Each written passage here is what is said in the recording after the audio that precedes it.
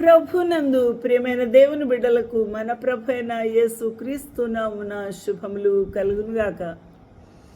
ఈ యొక్క దినమందు దేవుని యొక్క వాక్య ధ్యానం కొరకు పరిశుద్ధ బైబిల్ గ్రంథం నుండి 119వ దావీదు కీర్తనల గ్రంథము నుండి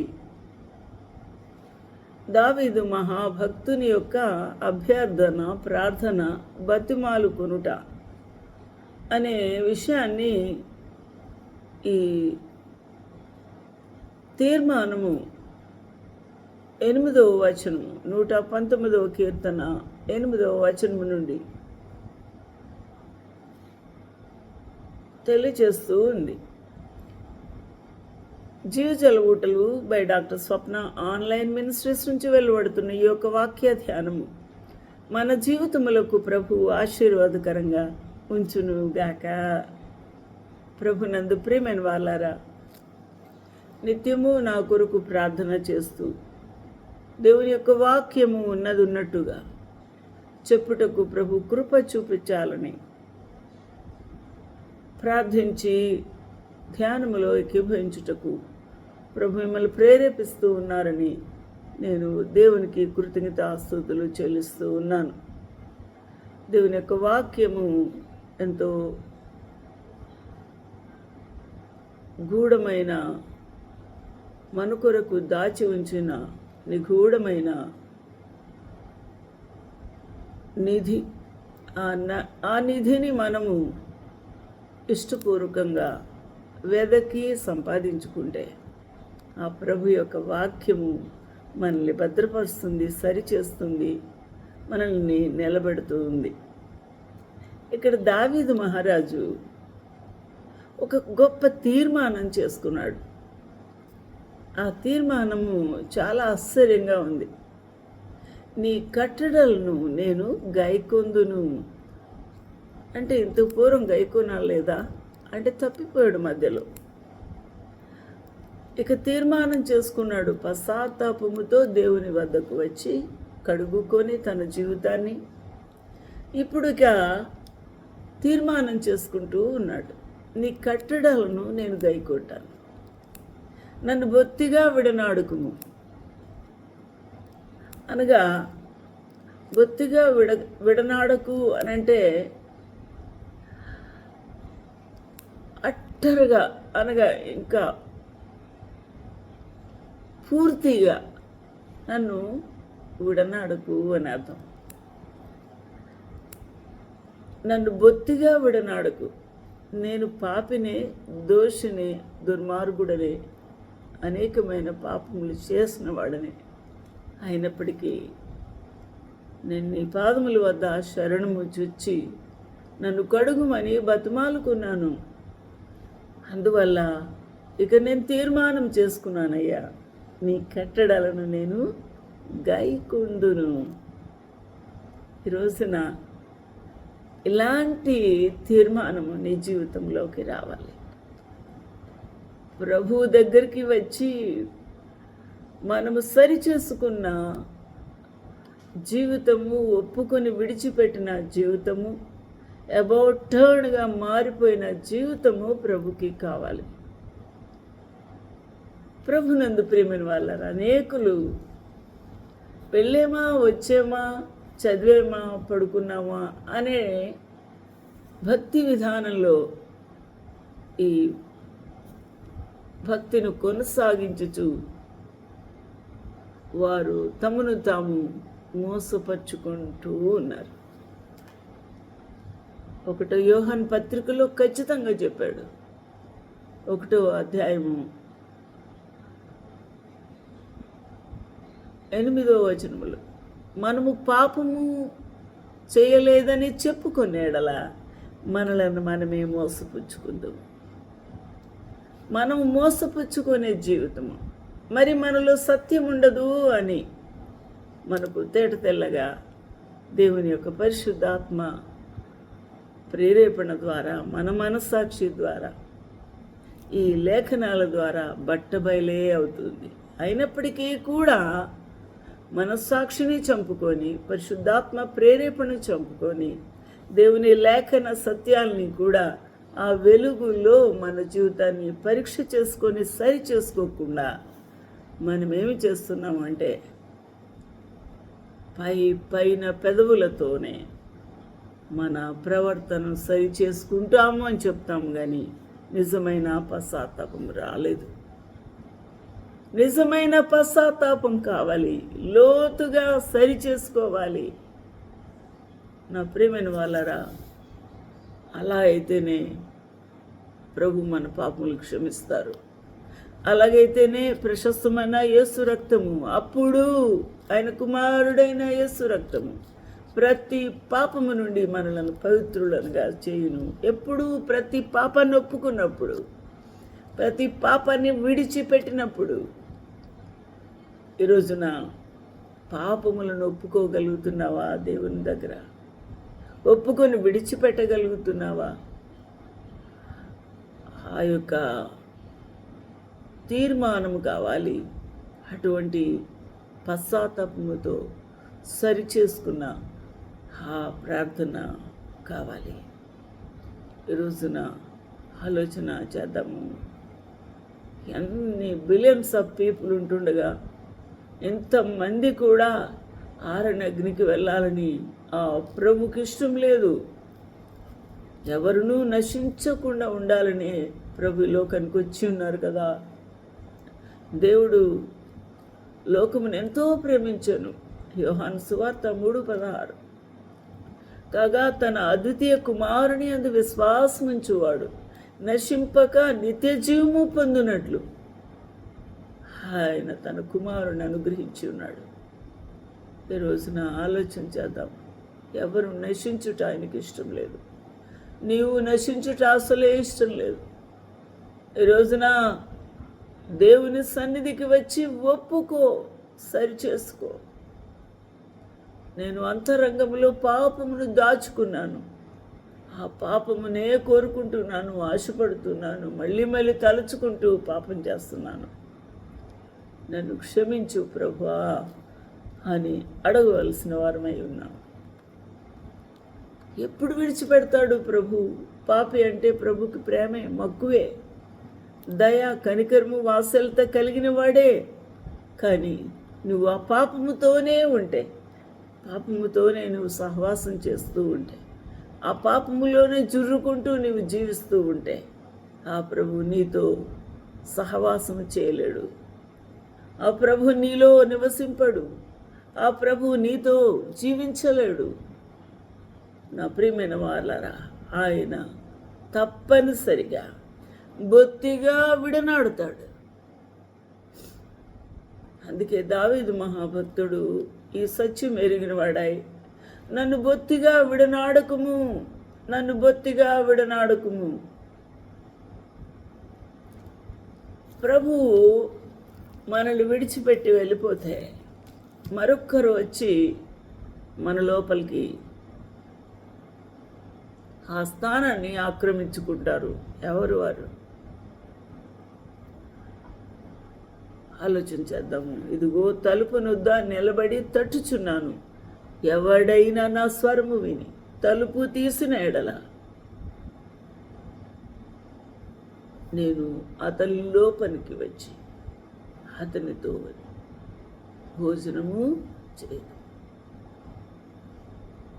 ఆ ప్రభువు నీ లోపలికి వస్తాను అంటున్నాడు, నీతో సహవాసము చేస్తాను అంటున్నాడు, నీకు భోజనము తినిపిస్తాను అంటున్నాడు. ఎవరండి ఈ మాట చెప్పేది? అంత ప్రేమ గలవాడు ఎవరైనా ఉన్నారా? నిన్ను కనిపెట్టుకొని నీకు ఆహారం తినిపించి నీతో ఉండుటకు ఇష్టపడిన వారు ఎవరైనా ఉన్నారా?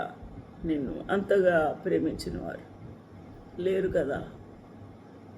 ప్రకటన 3:20 చూడండి. ఇదిగో నేను తలుపు నొద్ద నిలుచుండి తట్టుచూ ఉన్నాను. Behold, I stand at the door and knock. If any man hear my voice and open the door, I will come into him and will sup with him and he with me. ఎవడైనా ఆ ప్రభు ఇక్కడ reservations లేకపోతే ఫలాని వారు తలుపు తీస్తేనే వారి వద్దకే వస్తాను అనలేదు. ఆ దేశస్థులకే నేను తలుపునొద్ద నిలబడి కొట్టుతూ ఉన్నాను, తట్టుతూ ఉన్నాను, వారు తలుపు తీస్తేనే వారి లోపలికి వస్తానని ఎక్కడా ప్రభు చెప్పలేదు. ఈరోజున ఆలోచించేద్దాము. This is a universal call, an universal call for all the people. ఆయన అందరి కొరకు తలుపునొద్ద నిలబడి తట్టుచూ ఉన్నారు. ప్రతి హృదయానికి వినిపించాలని, ప్రతి హృదయ కవాటాలు తెరవాలి అని, ప్రతి హృదయం లోపలికి వచ్చి వారితో కలిసి భోజనము చేయాలని ప్రభుకి ఇష్టమే. కానీ నీకు నీవే సరిహద్దులు గీచుకుంటావు, నీకు నీవే బౌండరీస్ పెట్టుకుంటావు, నీకు నీవే ఆలోచనలు పెట్టుకుంటావు, ఇది అది అని. ప్రభు ఎక్కడ రిజర్వేషన్స్ చేయలేదు, ప్రత్యేకించలేదు. ఇదిగో నేను తలుపునొద్ద నిలుచుండి తట్టుచున్నాను, ఎవడైనా నా స్వరము విని, నా స్వరము యేసు స్వరము, యేసు స్వరము వింటే ఎవరైనా సరే, whoever may be upon the earth, నా స్వరము విని తలుపు తీసిన ఎడల నేను అతని యొద్దకు వచ్చి అతనితో నేనును, నాతో కూడా అతడును భోజనము చేయుదుము. ప్లూరల్, భోజనము చేయుదుము అనగా ఆ ప్రభు ఆత్మస్వరూపు కదా నీ హృదయం లోపలికి వచ్చేది. ఆయన ఆహారం ఇలాగా తింటాడు. ఏమి వండి పెడతావు నువ్వు? ఆయన నీకు ఏమి వండి పెడతాడు అని అనుకుంటున్నావు? ఆయన మాటలు జీవపు ఊట, ఆయన జీవజల ఊటల వద్దకు ఆయన నిన్ను నడిపిస్తాడు, జీవాహారము తినిపిస్తాడు. హల్లెలూయా, దేవునికి మహిమ కలుగునుగాక. Behold, I stand at the door and knock. ప్రభు ఆ విధంగా తలుపు నొద్ద నిలబడి తట్టుచూ ఉన్న ప్రభువుకి నువ్వు మత్తుడవై మందమతివై నిర్లక్ష్యముతో ఆ ప్రభువుకి నీ హృదయపు తలుపు తెరవకపోతే ఆయన ఏం చేస్తాడు అని వాక్యము మనతో మాట్లాడుతుంది. దయచేసి చెప్పండి. 119వ కీర్తన భాగములో ఉన్న ఈ మాట చదవండి. ఏమంటున్నాడు? నీ కట్టడలను నేను గైకొందును, నన్ను బొత్తిగా విడనాడకు.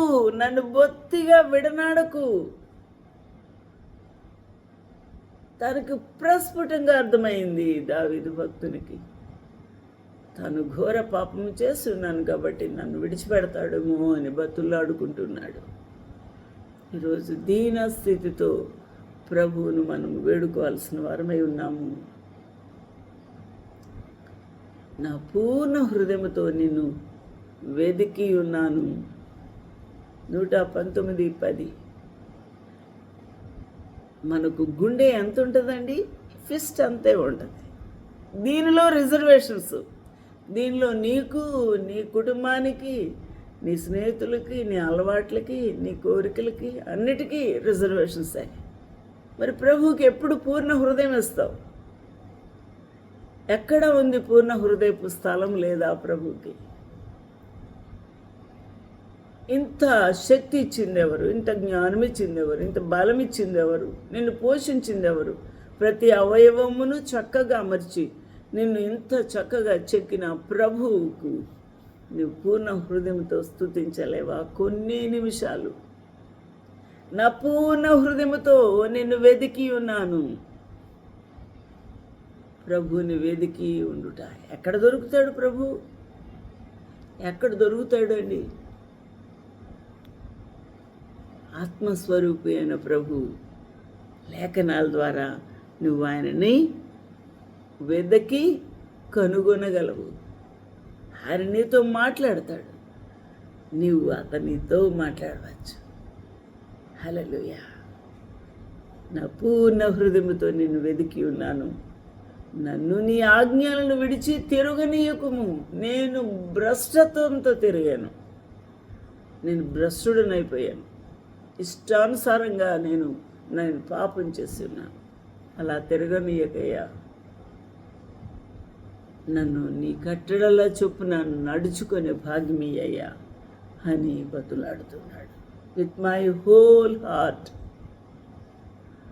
I have sought thee. Oh, let me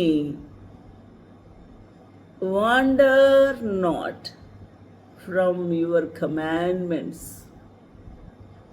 నీ ఆజ్ఞలు దాటి దాటి వెళ్ళకుండా, నీ కట్టడాలు విడిచిపెట్టకుండా, బరి తెగించిన భ్రష్టపు ఆ తిరుగుబోతు జీవితము నాలో నుంచి తొలగించు. ఇది నిజంగానే హృదయము పగిలి ప్రభు సన్నిధిలో మెత్తనా చేయబడి పిండిన హృదయముతో ప్రభు పాదాలు కడగాలి. ఆలోచన చేద్దాం.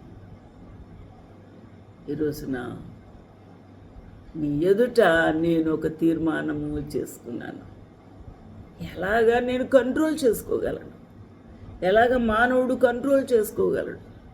ఈ ఆలోచన నుండి, చూపు నుండి, వినికిడి నుంచి, ఈ కోరికల నుంచి, ఈ ఆశల నుంచి, ఈ భయంకరమైన ఈ దుష్టపు అంతరంగ రహస్య పాపముల నుండి ఏ విధంగా నేను పవిత్రపరచుకోగలను, ఏ విధంగా తప్పించుకోగలను, ఏ విధంగా దేవునికి ఇష్టంగా మారగలను అని ప్రశ్న నేను కుదిపివేసినప్పుడు, దానిని ఎలాగా నేను పొందుకోవాలి అని సెర్చ్ చేస్తావు దేవుని వాక్యములో, అప్పుడు నీకు జవాబు దొరుకుతుంది.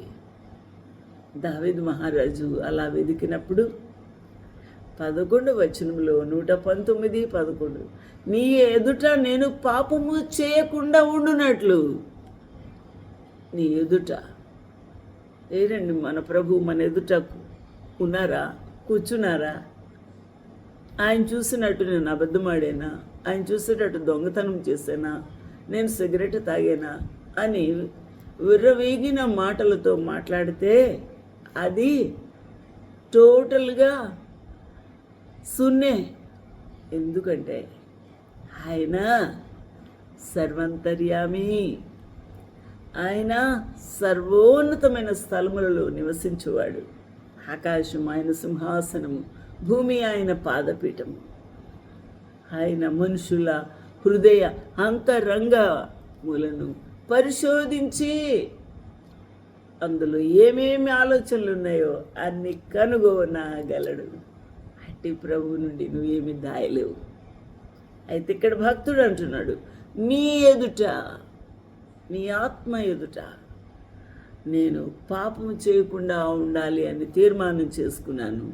అలా ఉండాలి అనంటే నేను ఒక కీ సంపాదించుకున్నాను. అదేంటి? ఆ తాళం ఏంటి? ఆ తాళం ఏమనగా నా హృదయములో నీ వాక్యము ఉంచుకున్నాను. హల్లెలూయా. నా హృదయములో ఉంచుకున్నాను నీ వాక్యాన్ని. అందువల్ల నీ ఎదుట నేను పాపము చేయను. నేను చేయకుండా నీ వాక్యము నన్ను ఆపుతుంది. నా హృదయంలో దాచుకున్న ఆ వాక్యము నన్ను గాడ్ చేస్తుంది, నన్ను నడిపిస్తుంది, నిలబెడుతుంది, వద్దు అని చెప్పుద్ది. హల్లెలూయా. దేవునికి మహిమ కలుగుగాక. Your word have I hid in my heart that I might not sin against you, Lord. దేవునికి మహిమ కలుగుగాక. అందువలన దేవుని యొక్క వాక్యమును చదివి దాని లోపల ఉన్న అనేకమైన గూఢ సత్యములను మన మనోనేత్రములు తెరిచి ప్రభు అర్థమయ్యేలాగా సహాయం చేయునట్టు ప్రేమతో ఆసక్తితో దేవుని యొక్క వాక్యము వినాలి, చదవాలి, జ్ఞాపకం ఉంచుకోవాలి, దాచుకోవాలి. దేవునికి మహిమ కలుగునుగాక. అందుకే ఏమంటున్నాడంటే, సర్వ సంపదలు దొరికినట్లు నీ శాసనముల మార్గమును బట్టి నేను సంతోషించుచూ ఉన్నాను. అందువల్ల నాకు ఈ గుర్రాలు, రథాలు, సైనికులు, భటులు, రాజ్యాలు, సంపద, ఐశ్వర్యము ఇవన్నీ ఉన్నాయని కాదు, నా కుటుంబం ఉందని కాదు, నా రాణి ఉందని కాదు, ఏమి ఉందని సంతోషిస్తున్నాడట. సర్వ సంపదలు దొరికినట్లు నీ వాక్యము నాకు దొరికింది. నీ శాసనముల మార్గములు ఎంత స్ట్రైట్గా ఉన్నాయో, ఎంత అప్రైట్గా ఉన్నాయో, ఎంత డెప్త్లో ఉన్నాయో, ఎంత పవర్ఫుల్గా ఉన్నాయో, నన్ను శక్తివంతుడుగా చేయగల సమర్థం కలిగిన ఆ వాక్యాలు ఉన్నాయో, ఆ మార్గములను బట్టి, ఆ శాసనములను బట్టి నేను సంతోషించుచూ ఉన్నాను. మానవులు ఎప్పుడు సంతోషిస్తారు? మంచి భోజనం, బిర్యానీ, మటను, చికెన్, దమ్ బిర్యానీలు తిని, స్వీట్లు తిని, ఐస్ క్రీములు తిని, తాగి, మరి స్నేహితులు, బంధువులు, రక్త బంధువులతో సంతోషించుచూ ఉన్నప్పుడు సంతోషిస్తున్నాము అంటాడు. ఇక్కడ ఆ భోజనం ఇక్కడ ఏమి వివరించలేదు దావీదు. ఆయనకు దేవుని యొక్క శాసనముల మార్గములు, ఆ శాసనములలో ఉన్న గొప్పతనము, ఆ యొక్క శక్తి, ఆ శాసనములలో ఉన్న సత్యము, నిగూఢమైన నిధులు ఆయనకు దొరికినట్టు, సర్వ సంపదలు దొరికినట్టు. ఏంటంటే సంపదలు ఉంటాయి సాధారణంగా? బంగారము, వజ్రాలు, వైఢూర్యాలు, ఇంకా ఉన్నతమైన మెటల్స్, ఇవన్నీ కూడా దొరికినట్టుగా ఆయన తృప్తి చెందుతూ ఉన్నాడట. దేన్ని బట్టి? దేవుని యొక్క పరిశుద్ధ వాక్యమును బట్టి. హల్లెలూయా. ఈ వాక్యమును ప్రేమించు, నువ్వు ప్రభువును ప్రేమిస్తున్నావు అని అర్థం. పరిశుద్ధాత్మ దేవుని యొక్క నడిపింపును కోరుకుంటున్నావు అని అర్థం. ఆ సత్యవాక్యపు వెలుగును ఆశిస్తూ ఉన్నావు, ఆ మార్గంలో నడవాలని కోరిక కలిగి ఉన్నావు, ఆయనకు సహాయమును అర్థిస్తున్నావు అని అర్థమిస్తూ ఉంది. దేవునికి మహిమ కలుగుగాక. ఈ రోజున ఇంత నిగూఢమైన సత్యాలు నీ కొరకు దాచి ఉంచి ఉన్నారు. నీ కొరకు మాదిరిగా గొప్ప దైవజనుడు దావీదును ఉంచి ఉన్నారు. ఇంకా నీకేం కావాలి? ఇంకా మత్తుడు వైపడి ఉంటావా? మత్తురాలుగానే మంచం మీద దొర్లుతావా? ఇంకా నిర్లక్ష్యంగా వస్తావా? మళ్ళీ సంవత్సరం వెళ్తానులే అని అనుకుంటావా? అలాగైతే ఈ వజ్రాలగని సర్వ సంపదలు నీవు లాస్ అయిపోతావు, దొరకవు నీకు. ఏది కావాలి తేల్చుకో, ప్రభుని ప్రేమించు. సర్వ సంపదలు నీకు ప్రభు అనుగ్రహించినట్టే ఆ ప్రభు దొరికితే ఆలోచించేద్దాం. ఈరోజున ఇంత చక్కని వాక్య భాగములు మన కొరకు దాచించిన ప్రభుకు కృతజ్ఞత ఆస్తుతులు స్తోత్రములు చెల్లిద్దామా? ప్రభుకి మహిమ కలుగునుగాక. వినుచున్న మీరు ధన్యులవుదురుగాక. మీకు సర్వ సంపదలు దొరికినట్టుగా మిమ్మల్ని ప్రభు ఆశీర్వదించునుగాక. ఆమేన్, ఆమేన్, ఆమేన్.